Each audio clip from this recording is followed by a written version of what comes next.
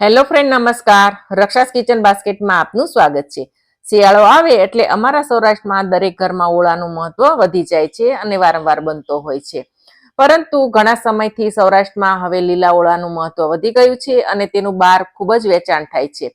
તો આજે હું એ જ રીતે તમારી સાથે લીલો ઓળો કઈ રીતે બનાવાય તેની પરફેક્ટ રેસીપી લઈને આવી છું. તો ચાલો લીલા ઓળાની રેસીપી શરૂ કરીએ.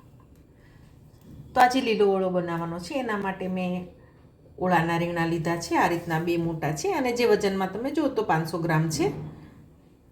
તો હવે એને આપણે શેકવાના છે. એ પહેલાં આપણે એક કાપ પાડી લેવાનો છે આ રીતનું, જેથી રીંગણામાં વરાળ તરત નીકળી જશે અને અંદર સરસ બફાઈ જશે. તો બંને રીંગણાને આ રીતે કરી લેવાના.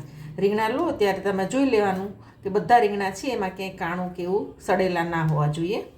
આ વસ્તુ કરી લીધા પછી એમાં થોડું તેલ લગાડી દેવાનું છે, કારણ કે આપણે રીંગણાને શેકીએ પછી એની છાલ છે ઇઝી રીતે ઉતરી જશે.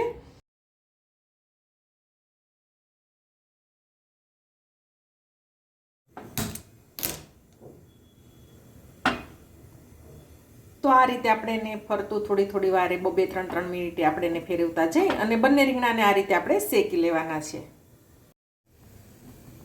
તો 5 મિનિટ જેવું થયું છે અને તમે જુઓ તો રીંગણું બધી સાઈડથી સરસ શેકાઈ ગયું છે. તો એ રીતે આપણે બીજું રીંગણું પણ સેમ રીતે શેકી લેશું.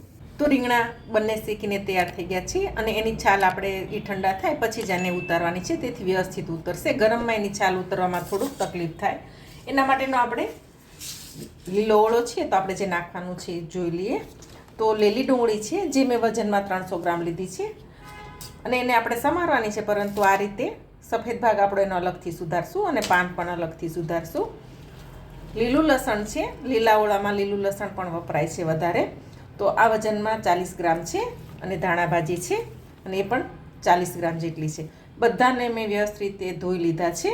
તો હવે એનું કટિંગ કરી લઈશું આપણે અને આપણે મસાલો વાટવાનો છે. આમાં લસણ પણ નાખવાનું છે. તો 12 કળી જેટલું લસણ છે. 6 છે એ તીખા મરચાં છે, લાલ મરચું આપણે નથી વાપરવાનું, તો એકદમ ઓછું વાપરવાનું છે. અને અડધો ઇંચ આદુનો ટુકડો છે, આને આપણે પણ વાટી લેવાના છે. શેકી અને ઠંડા થઈ ગયા છે તો હવે એને આપણે છાલ કાઢી લેવાની છે બધી જ આ રીતે. તો હવે આપણે એને ચૂંદી લેવાના છે આ રીતે. એક વખત તોડી લેશું એટલે અંદર ખરાબ હોય તો પણ આપણને ખબર પડે.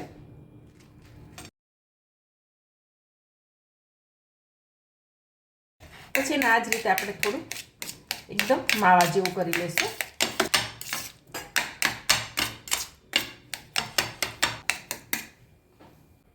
ત્રણ ચમચી તેલ એડ કરશું. ઓળામાં થોડું તેલ વધારે હોય છે. તો જો તેલ છે ને એકદમ થવા દેવાનું છે. પહેલાં આપણે એમાં ડુંગળીના પાન નાખશું, કારણ કે જો તેલ ઓછું થયેલું હશે ને ડુંગળીના પાન નાખશો તો તેલ છે એ બધું ડુંગળીના પાનમાં જતું રહેશે અને તમારે ઓળામાં બિલકુલ તેલ નહીં દેખાય. એટલે એકદમ તેલ થઈ જાય ને પછી તમારે આ પેલા પાન નાખી દેવાના અને હવે એને હલાવી લેશું. ગેસની ફ્લેમ આપણે પાછી ફૂલ કરી દઈશું.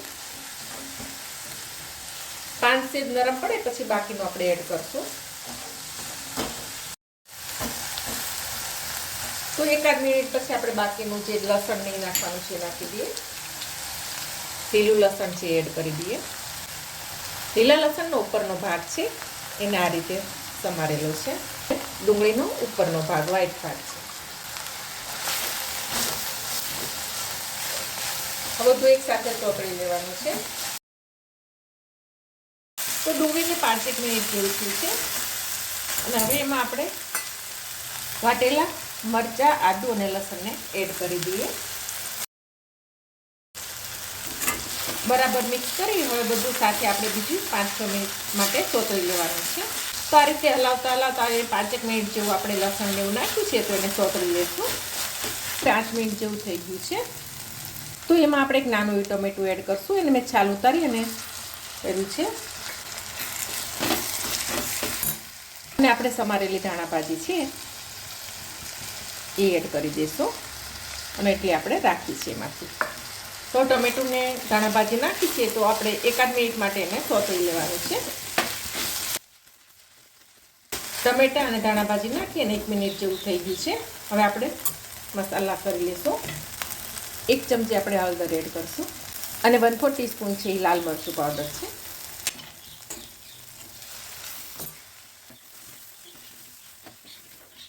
અડધી મિનિટ જેવું થઈ ગયું છે અને હવે આ શેકેલો આપણે રીંગણા છે એડ કરી દઈએ. એકદમ સરસ આપણે એને મસાલા સાથે રીંગણાને મિક્સ કરી દેવાના છે. તો એક નાની ચમચી છે મીઠું એડ કરીએ. તો મીઠું બરાબર મિક્સ થઈ ગયું છે. હવે ગેસની ફ્લેમ સાવ ધીમી કરી નાખવાની છે. ઢાંકીને આપણે 1 મિનિટ માટે થવા દઈએ. વચ્ચે એકાદી વાર હું હલાવી લઈશ. 1 મિનિટ થઈ ગઈ છે. આપણે ખોલી લઈએ અને આપણે હલાવી લઈએ. એકદમ સરસ થઈ ગયો તૈયાર ગ્રીનો. તીખાશ હજી તમારે વધારે ફાવતી હોય તો તમે લીલા મરચાં વધારે નાખી શકો છો, પરંતુ લાલ મરચું આમાં ઓછું પડે છે. ઉપરથી આપણે ધાણાભાજી એડ કરી દઈશું. તો શિયાળાની એક સરસ એવી ઓળાની ડીશ તૈયાર થઈ ગઈ છે. જો આજની લીલા ઓળાની રેસીપી તમને ગમી હોય તો ચોક્કસથી વિડીયો લાઈક અને શેર કરજો. અને જો હજી સુધી ચેનલને સબસ્ક્રાઇબ ના કરી હોય તો ચેનલને સબસ્ક્રાઇબ પણ કરજો.